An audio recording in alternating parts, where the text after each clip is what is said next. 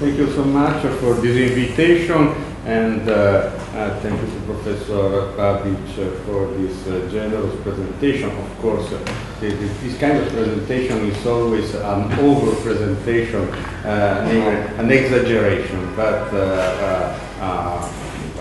I like it. And enjoy it.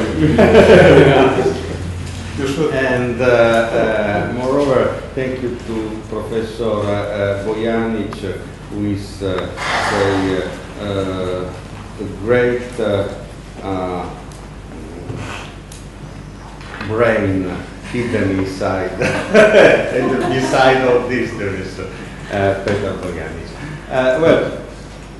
This presentation, I have three kinds of presentation. That means always the same thing. It's a critique of Searle's theory and a defense of the mind theory against Searle. I have three versions that which differs only in the title, because I have a version whose title is Documentality versus Intentionality, which is the aggressive one. Then there is the medium Documentality and Intentionality, and this is the appeasement version, Documentality as Intentionality, which was also a way to suggest to Searle that his main problem, namely collective intentionality, can be solved if he considers its intentionality as a documentality. Well, I don't believe that he will agree, but it's less aggressive than versus intentionality will kill me. Reading the title. So, in order to survive, it's better that I say documentality as intentionality. My presentation will have 5 parts. First part is a problem. Excuse me, just in order to explain that intentionality, by intentionality I mean with say metonymic description, the constitutive rule of Searle X count as Y in C, which has been presented in the construction of social reality and has been transformed in making the social world. And as documentality, always in this metonymic way, I intend my constitutive rule. Object is an inscribed act. Then I will show what I mean by object is an inscribed act. Thank you very much. Apparently, before dying, Marcel Proust ordered a beer in a bar under his home, and he said, "It will be as like all the things to life, it will arrive too late." But Catherine survived.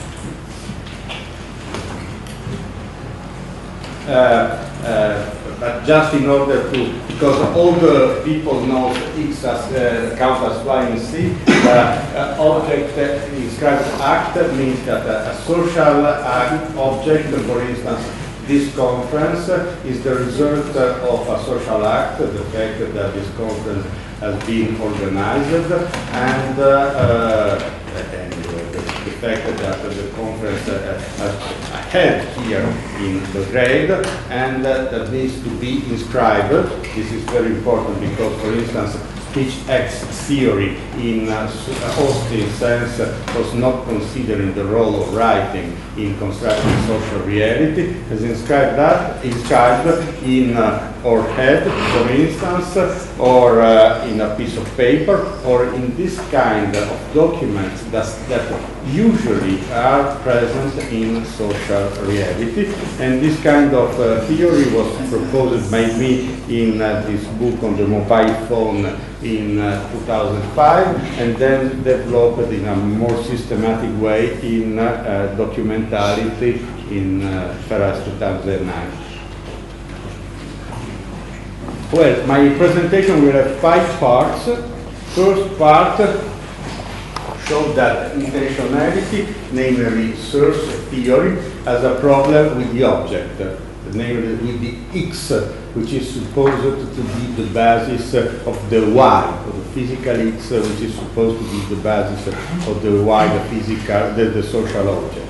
Then, a second problem is the intentional, the act, namely the fact that this miracle that transforms a physical object into a social object is done by an exoteric function that Searle calls collective intentionality, and there is a problem in the act, and in this collective, in order to make it clear what is this collective intentionality. Then I will present the representationality, which is a false remedy, who was suggested in 2003 by the British philosopher Barry Smith in a critique of Searle. Searle rejected this critique, but in fact adopted the critique of Barry Smith in his Making the Social World in 2010, rephrasing his constitutive rule of social object. And then, after the critique of Searle, I hope I will show that all these problems will be solved by documentality. The problem of the object and the problem of the act. Well, I begin with the object.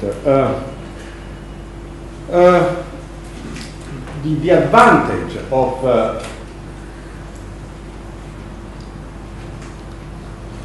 Searle's theory is that it's very simple.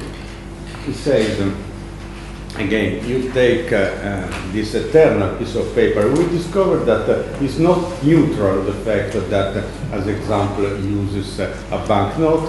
You take a piece of paper which is a physical X, and then you give him a social role, and then it becomes a social object. This is the transformation. You take you take a man and you transform it into a professor, for instance, or into a war criminal. There are plenty of possibility, and or the same thing, and this by an act of intentionality.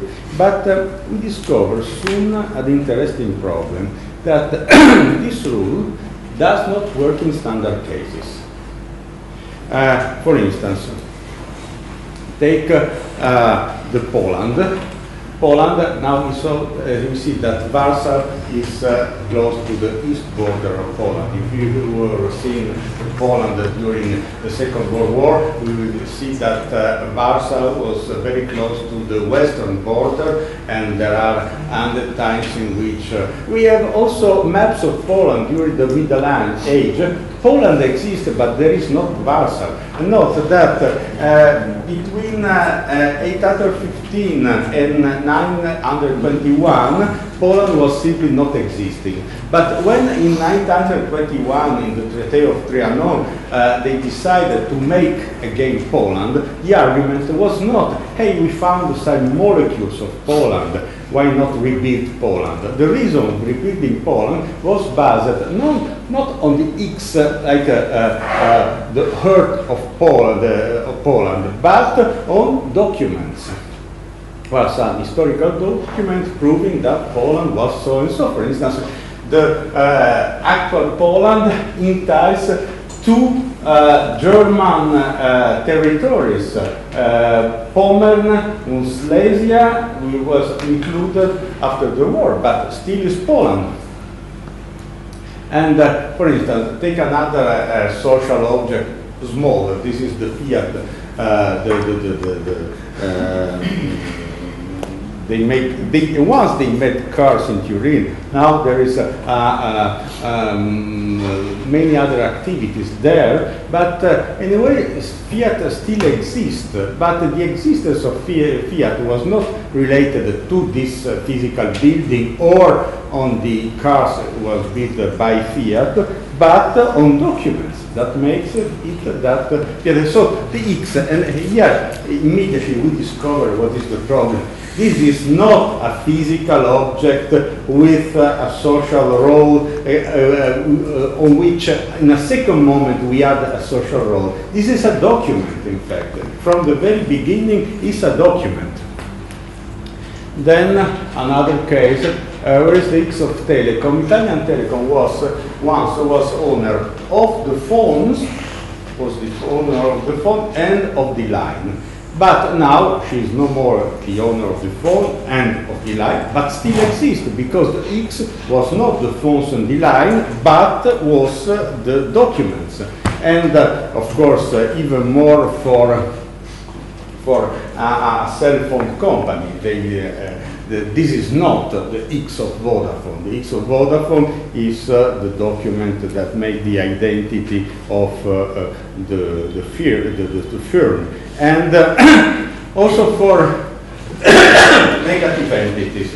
Note that when soon we will have a difficult ontological problem, I mean in Eurozone, because it's possible that Greece will leave Euro, but we still had the cent of the Greek cent. We will consider them valid or invalid like money. This will be an ontological problem that exists. But at the moment, where is the public debt of Greece? There is not such a physical thing, a massive physical thing, an X, which is this negative entity, which is the public debt of Greece. So we saw many cases of standard social object in which there is a clear problem with the X as a basis of the Y for the social object. What is paradoxical is that Search theory applies only in non-standard cases. For instance, in Duchamp, applies very well. This is an artwork. X physical objects counts as Y social object in C in a gallery in New York in 1917. Or it is perfect for ready-made. It's simply to be considered for the ready-made. And in fact, there is some proof that among the inspiration of Search theory, there is a Goodman R theory that is based also on the experience of ready-made. Another example is, for instance, X liter counts as Y euro in C Naples. This is not a standard case. This is an abnormal case. And we can also have the reversal. Y social object counts as X physical object in C. For instance, X toxic assets counts as X, Y toxic assets counts as X paper in C, New York 2009 with the help of our friend Madoff. And this again shows that if you go from the social object to the physical object, you discover that this kind of physical object is paper. Namely, the traditional support for documents. So this is a set of problems for the first part of Search theory, namely the object. But there are other problems with the act, namely the collective intentionality is very important for Search. This is a quote from the construction of social reality. The central span on the bridge from physics to society is collective intentionality. But the problem with collective intentionality, as we have several problems on this kind of concept. The first is to define what is it, because it's not clear at all the nature of collective intentionality. In a sense, it's Hegelian objective spirit, because I that is a we and the we that is an I. This is the description of objective spirit in Hegel. And in fact, we can say that collective intentionality captures this kind of object. But since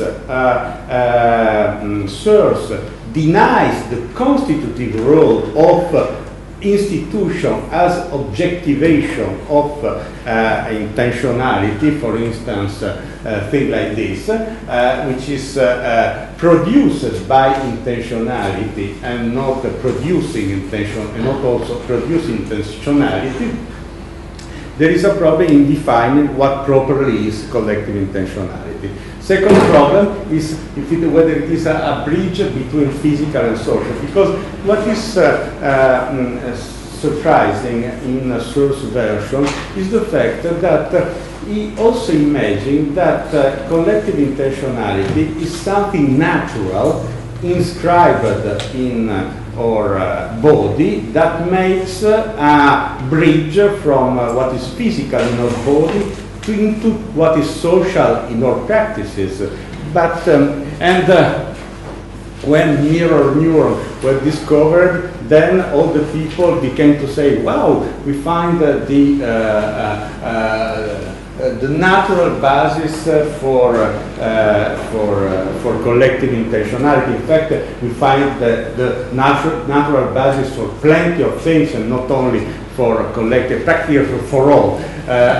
But it was interesting because this attempt of seeing, well, we found the physical basis for collective intentionality as something, as a kind of Cartesian flower, say the mirror neurons play the same role of pineal gland in Descartes' system, and I say the same role of pineal gland because what is interesting that is in Searle's version, intentionality and social reality has much to do with res cogitans and practically nothing to do with res extensa, has nothing to do with physical. And there is also something which is really surprising. At a given moment, Searle says, many times in society we make acts that has nothing of physical.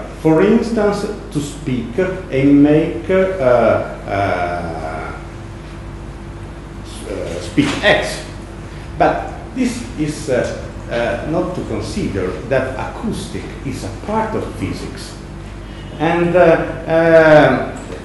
when he says the bridge from the natural into the social, is properly speaking the bridge from res extensa to res cogitans. Another problem is more practical, and is does collective intentionality explain the pool of social reality? Because this is a point that was emerged also in yesterday during our discussion. Because the example Searle give of collective intentionality are all examples that involve training. You should be trained in order to dance together, in order to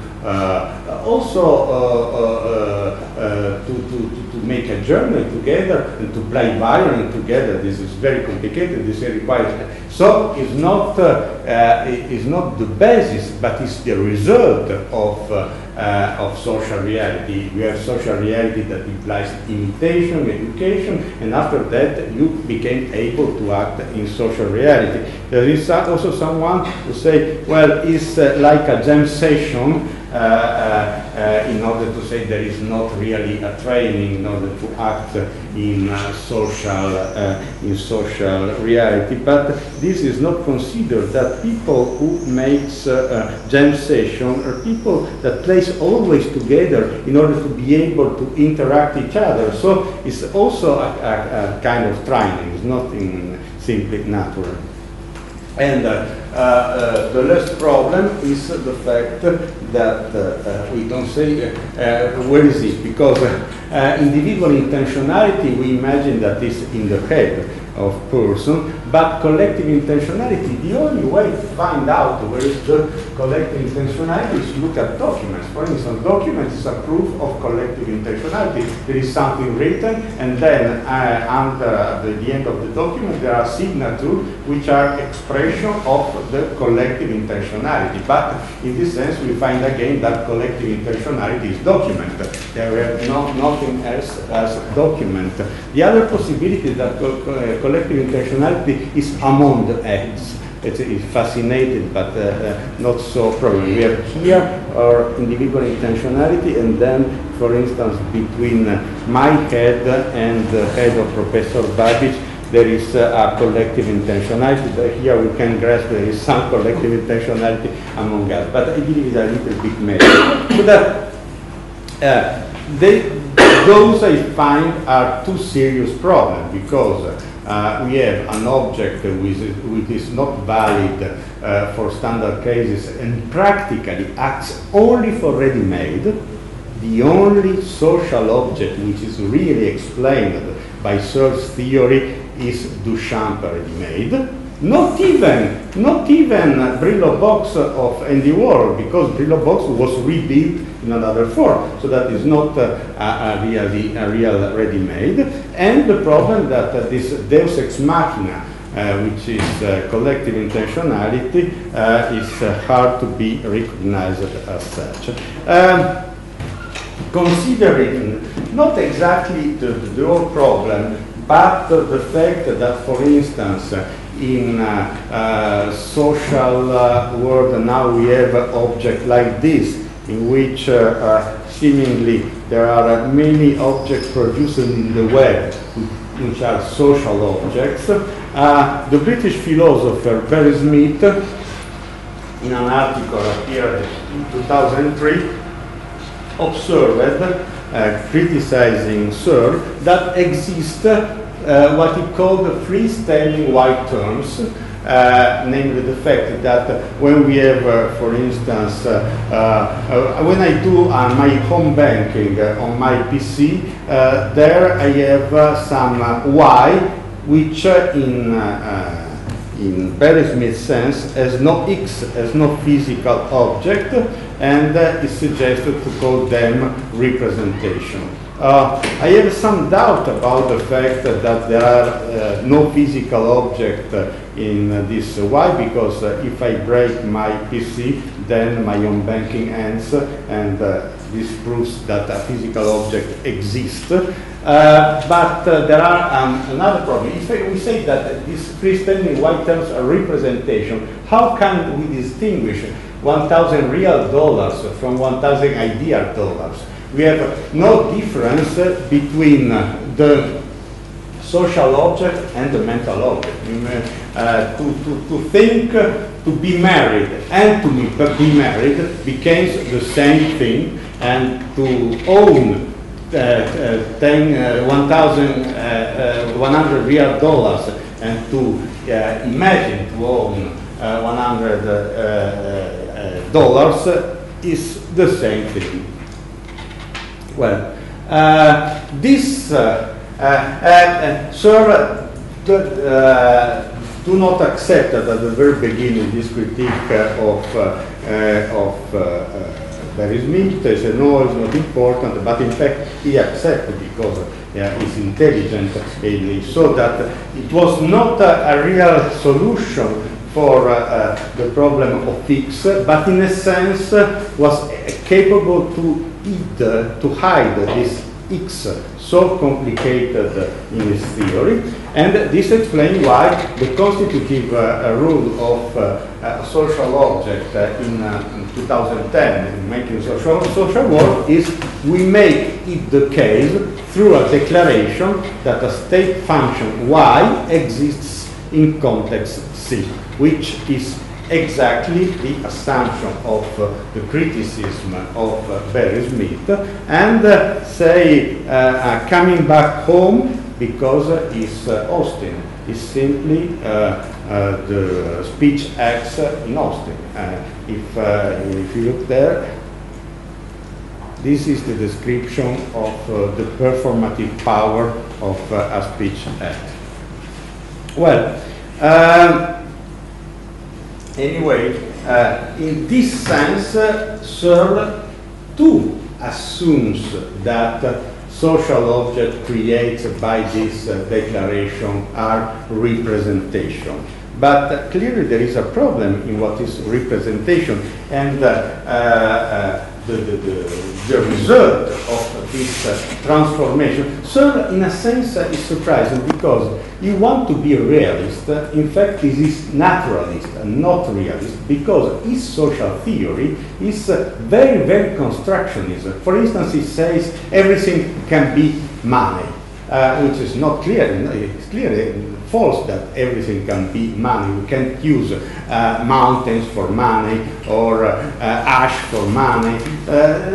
Something is required, not a pure stipulation. But here, the fact that the social object began to be representation, and that means that he accepted the perspective of Barry Smith, leads Searle in some surprising affirmation in his book of 2010. The most surprising among them is this: the recent economical crisis demonstrated how money and other tools of social reality are the outcome of a massive imagination, which is surprising.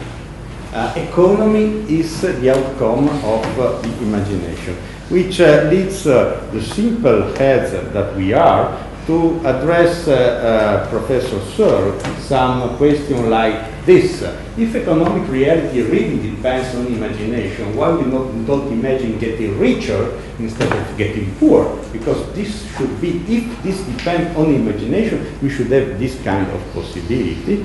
And if someone says that money is the outcome of imagination, there is only a sensible objection to him. Right, give me your money then. Because if it is imagination, I agree with you, give me your money. It's like Leibniz in his refutation of Sextus. You are right. Now the question arises among the two old enemies, because I have also, this is an historical hypothesis. Searle avoided to see the importance of documents in his social theory because of his war against Derrida's grammatology, who made him blind on this point. Because now, anyway, who is the most postmodern? Because Derrida says nothing exists outside the text, and Searle says nothing exists outside the head. So that I believe that is the most postmodern among the two. He's really a Berkeleyan philosopher, and in fact he teaches in Berkeley. But after a life spent in finding postmodernity, he became the most postmodern of the postmoderns. End of the analysis of the false remedy. 3 parts of the 5 of my discourse have been done, so this is the good news. After approaching the constructive part, I was suggesting only something which has an exclusive morphological interest and nothing to do with the theory. And there's the surprising resemblance between Derrida and Mourinho. And this also a proof that phrenology is a false theory, because since they are morphologically similar, they should have the same theory, which is clearly false. They had very different theories. Well, now I come to the alternative theory. Namely the documentality, the fact that I always insisted on the importance of writing on documents during my criticism should allow easily to see what is the positive suggestion. During his article, in his article of 2003 on freestanding white terms, Barry Smith was quoting also this Peruvian economist, De Soto, which in a book appeared in 2000, whose name is The Mystery of Capital, Why Capital Triumphs in West and not in the rest of the world. And the quote was, "Capital is born by representing, writing, in a title, a security, a contract, and other such records, the most economically and socially useful quality associated with a given asset." This quote was necessary to Smith in order to show that freestanding white terms are representation. In quotes, De Soto saying, well, capital is born by representing. Note that De Soto quotes also in his book Derrida's Grammatology, and I told to Barry Smith, look, it was Derrida's Grammatology. I will send him to erase the quote. This is a political fight. But anyway, erasing or not erasing, if you rightly read without or refine to the grammatology, the quote is capital is born representing in writing. What is important is writing is not representing, because representing is a mental object. Writing is a social object, a shared social object for two persons in a title, a security, a contract, and other such records, the most economically and socially useful qualities associated with a given asset. And note, it's not only writing, title, security, contract, records, all a list of documents is the basis of and De Soto is very clear on this point. Note that more or less the same thing was written by Oswald Spengler in Der Untergang des Abendlandes in 1980. He has all a chapter on what he calls the Faustian money, which was produced by documents, and he says more or less the same thing. He say an evidence. So what is important is that not the representation, which allows not to make a difference between mental and social object, but the inscription. The inscription makes it so what is written here can be read by others. And not what is written here cannot be read by others, even with the machines of technical resonance. This explains also the problem of negative entities. This which was the most one of the most relevant problems in Searle's theory. This is a quote of an Italian newspaper for a scandal like Enron. In this case, it was Parmalat who produces milk and cheese and dates. According to the original plans, they should have been hidden as if they were a corpse in a hole in the ground which was dug the previous night in the middle of the Po Valley, right behind Parmalat's main building. However, they ended up in the wrong hands, those of the Justice of Milan, thereby getting the dance of handcuffs started. We are talking about 3 pieces of paper.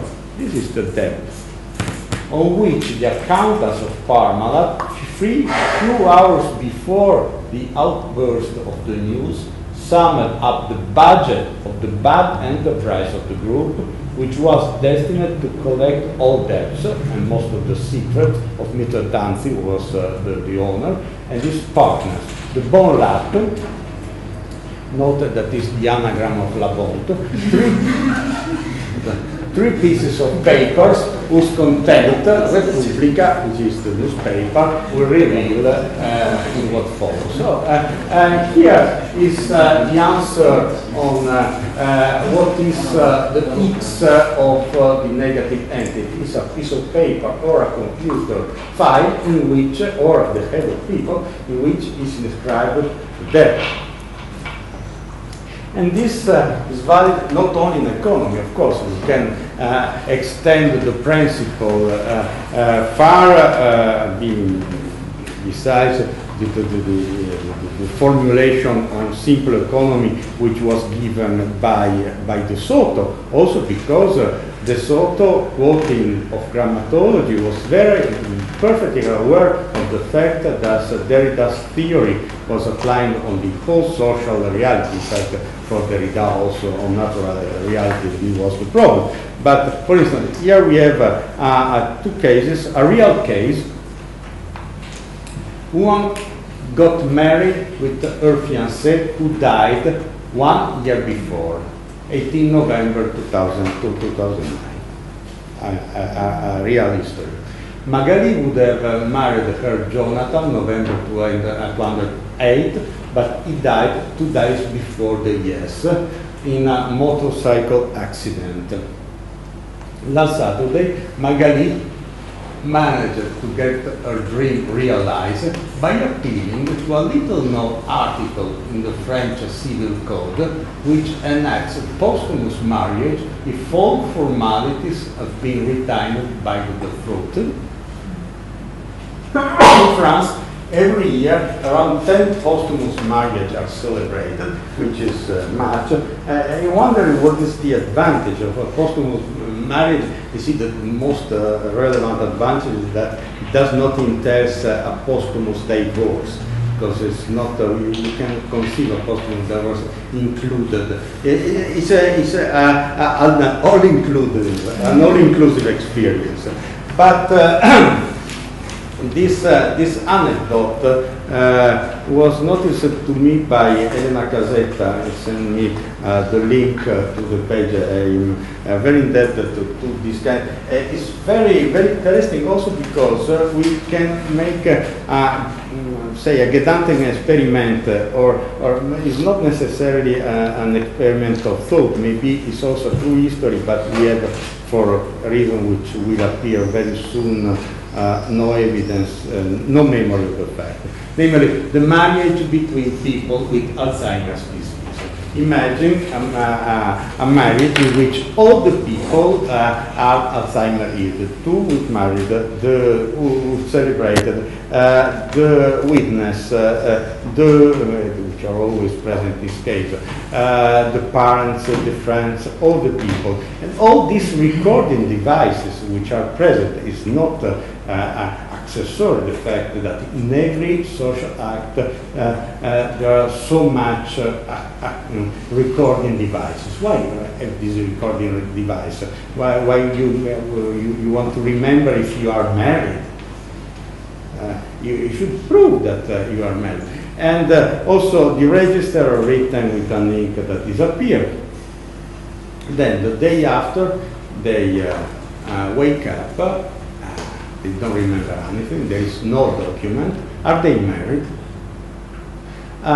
Clearly not, because social object exists only if people are aware of the existence of the object, and in being aware of the existence of the object plays a crucial role the fact that this existence is registered somewhere, in my memory, in a document. This is why documents are so important in social reality, because if there is writing, you can marry a dead person. If there is no writing, you cannot marry a living one. So this is a relevant difference. If Alzheimer is not, we can also, there is another version of the experiment that suppose that after the ceremony in the champagne, they all have a product whose name is amnesine that make the amnesty, if you prefer. There is a Platonic antecedent of this. In this sense, we can say that nothing social exists outside the text, and we make the proof of because it's clearly false what Derrida say, nothing exists beside the text, because natural object exists beside the text, ideal object exists beside the text, but social object require a kind of record. and is demonstrated. You take, for instance, preserving all tickets and pieces of paper which you collect in a day, doing the same in a week traveling, and then you discover. And now to look in your cell phone, there is plenty of recording, and for every recording there is a social act and a social object. In this sense, I formulated the rule of documentality. Object is an inscribed act. Social objects are the result of social act concerning at least two persons, characterized by the fact of being inscribed in a document, in a computer file, or in the form of memory traces in people's heads. So also society without writing have documents because they have they have inscription, they have strange habits, strange dresses, and so on and so forth. Well, last point, can I take still 5 minutes? Yeah, you may. Thank you. Otherwise, the theory would be incomplete. But of course, who cares? The answer could also be who cares? Who cares? Well, the obvious objection can be, well, even if we admit that documents are important in constructing social reality, more important than, for instance, Searle say they are important, even though you should admit that in order to make document, you require intentionality. Here, my answer is twofold. First, nobody denies that in order to write, I need an intentionality. But this intentionality is an individual intentionality that can become a collective intentionality via the document. Because as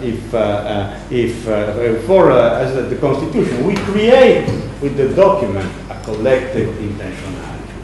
The second point is that also the individual intentionality is created by inscription and documents. I show you how. This is one of the final scenes of this movie. I believe that the German title was Das Verfahren. Is it? Der Untergang is this movie on which was appeared in 2004 with Bruno Ganz starring Hitler, playing Hitler on the last days of Hitler in the bunker of Berlin. This is the very end of the Battle of Berlin. There is some German troops who find themselves in a protected zone and decide to defend themselves against the Russian. At a given moment the Russian appears. It's a very dramatic scene because during the whole movie we never saw the Russian, we only heard the sharpness, but they arrive, and then there is the soldier with their weapons, and at a given moment one is clear at the moment of the decision, and he takes his weapon and puts his weapon on the head. Then another, so another. This is not collective intentionality. He thought, I surrender. So we surrender. Also because he has no authority in order to surrender.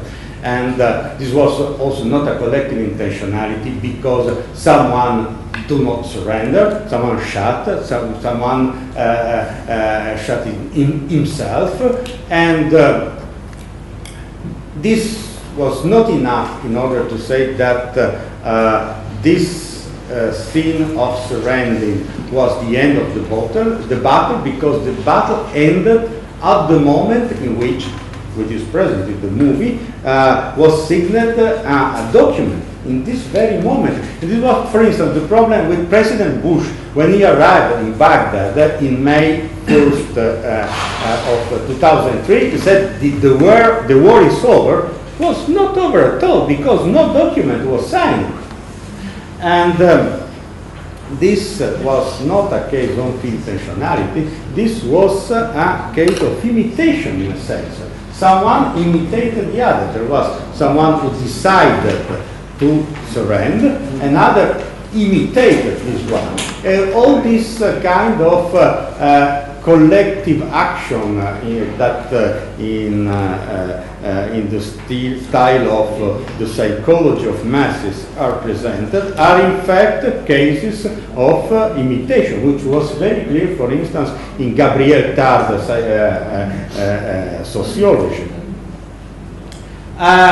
In this sense, also the idea that there is a collective intentionality implies also a spatial relevance of intentionality, a spatial relevance of intentionality which is supposed to be something like a kind of spirit or a Christian soul acted inside, because when we imagine, we with our initiative, we create documents, we make it, so we imagine something like that. But the most usual description of the mind in philosophical tradition describe it like a tabula which is written. So like a kind of internal document. It's impressive how many versions of this tabula are present in Plato, in Aristotle De Anima, in Hume Treatise, or in Leibniz, and even in Freud, and also in, this was the name of the iPad. The first name was McTablet, maybe a name for a whiskey or a Scottish clam, but in fact it was recalling exactly this kind of thought. In this sense, it's not surprising to describe ourselves like a natural automate. This is Leibniz monadology.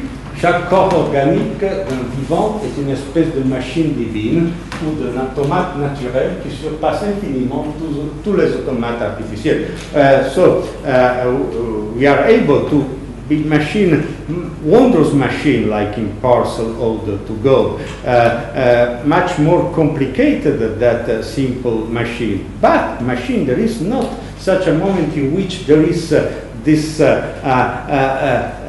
genius of intentionality that make it so that we are living completely different from the rest of the nature, which is strongly supposed by Searle. For instance, when he criticized that computer theory, the argument of Chinese room, the basis is that do not interpret what he says with the assumption that we always interpret during our life, and we are able to recognize what properly is interpreting. So it's, in a sense, it's the method of Verstehen, the method of a comprehension and transformation, of free transformation that enters in our life. So the basis is surprising, but one day he was saying that in Searle there is res cogitans, res extensa, and not only in a Cartesian sense, but also in the sense of Marin Mersenne, c'est-à-dire, namely the fact that there is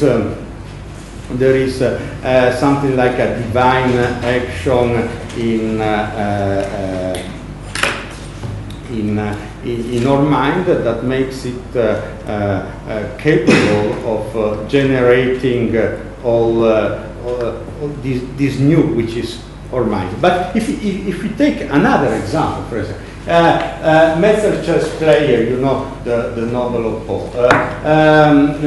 There was a small man playing, but now there is no more a small man, not even a sir inside, and we can play chess.